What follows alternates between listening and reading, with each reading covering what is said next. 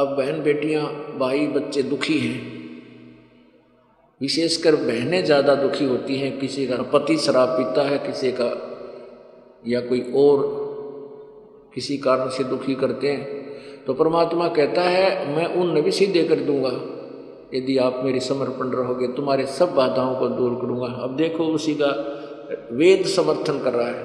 अब यही ऋग्वेद मंडल नंबर 10 सूक्त 162 में देखो, ये 63 आगे शुरू होता है, ये 62 है। ये 162 में क्या कहा है, इस 5 में 161 के 5 में ना 62 के 5 में, हे नारी जो तेरे पास तेरे भ्राता के रूप में अथवा पति से व प्रेमी बनकर प्राप्त होता है और जो तेरी प्रजा का नाश चाहता है, हम उसे यहाँ से भगाएं। अब इसका वास्तविक अर्थ तो कुछ और बनता है, फिर भी ये कुछ इसमें लवासी ला रखी है बात इसने। इसका कहने का भाव ये है कि ये थी जैसे कबीर, ये धर्मदास जी थे जो कबीर परमेश्वर के परम शिष्य थे जब ये मालिक आए हुए थे, तो उनके एक काल ने अपना दूत बेटे रूप में भेज रखा था नारायण दास। वो बेटे रूप में नारायण दास पहले ही इन एडवांस भेज दिया था कि यो भक्ति करण का आदमी दिखा है, कभी भगवान आए थे उस तत्वदर्शी संत से की हुई कमाई युक्त है, और इसके घर में काल ने अपना दूत भेज दिया पक्का कि यो इसने भक्ति कर नहीं देगा और इसकी बिरान माटी रखे। और पुत्र पिता की पुत्र में मोह गणा होता है, तो इसलिए वो नारायण दास भेज रखा था। तो कबीर परमेश्वर जब धर्मदास को समझा रहे थे, धर्मदास जी परिचित हो गए, सतलोक में भगवान को देख भी लिया, तो समर्पण हो गए, प्रभु आप पूर्ण परमात्मा हैं।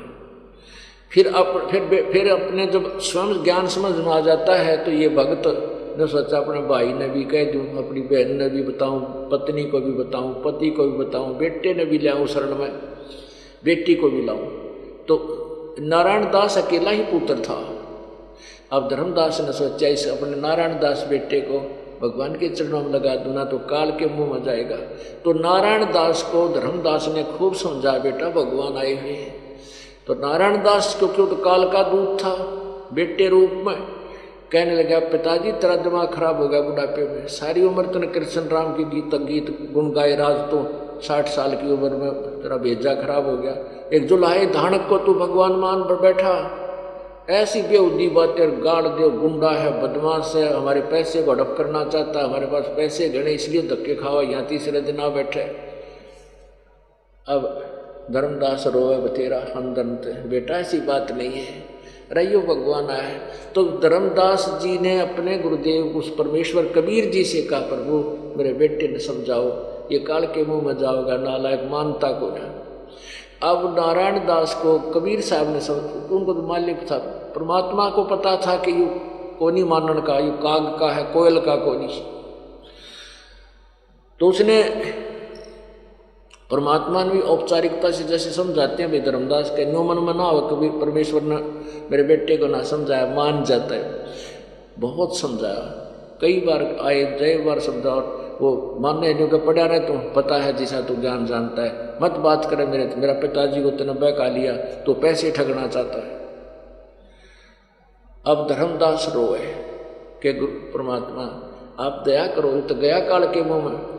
तब परमेश्वर बोला, भाई धर्मदास यू तेरा बेटा को ना तेरा दुश्मन है, यू काल ने काल का दूत भेज रखा है, तो ना समझ माई नो देखे गुरु जी का ने क्यों बेटे में ममता है नहीं।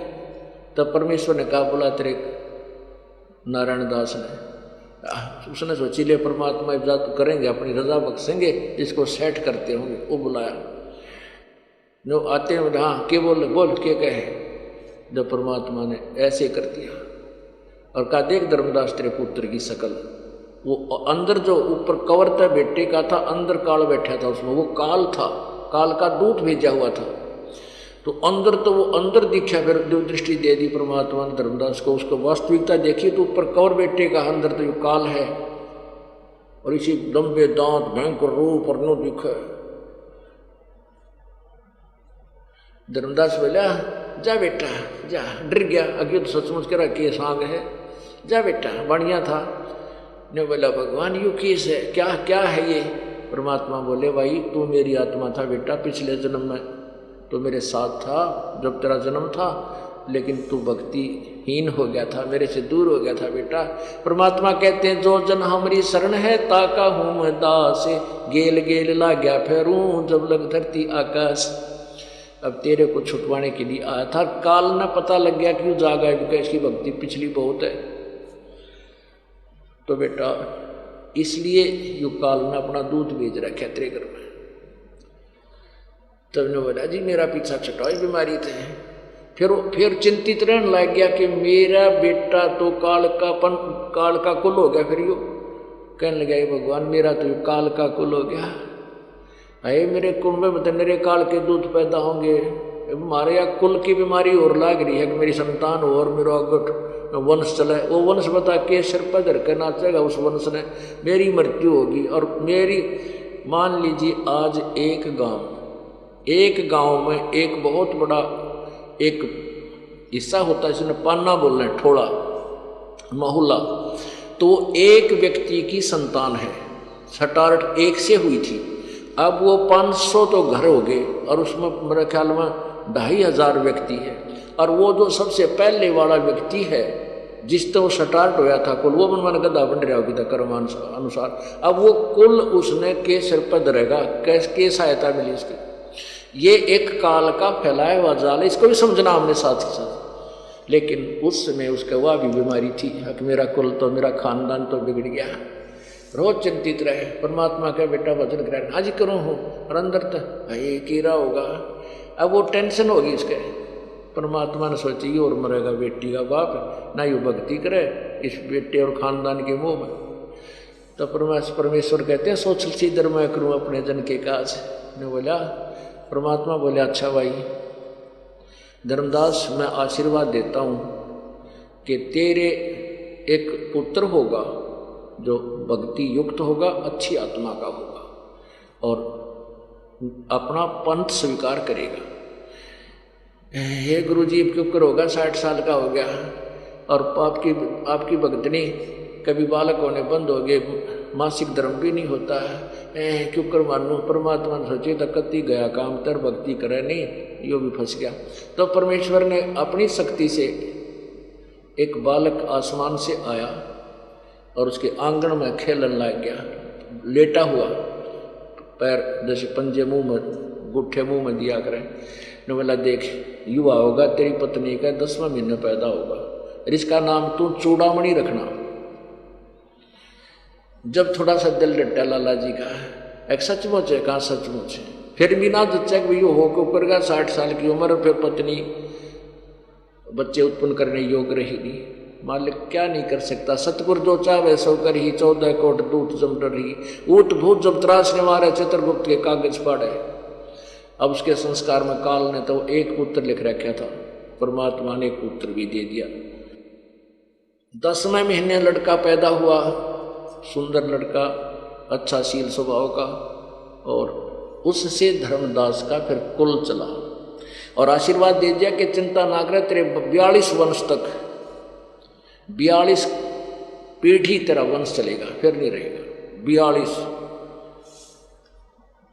तो इस प्रकार तो यहां वही कहा है कि तेरे आगे चल के भी इसमें काफी निर्णय दिया हुआ है कि यदि तेरा को भाई पति पुत्र, अब जैसे एक प्रेमी बनकर ये शत्रु भी होते हैं, बहुत से शत्रु होकर के कोई पिछले जन्म का लेन देन करते हैं।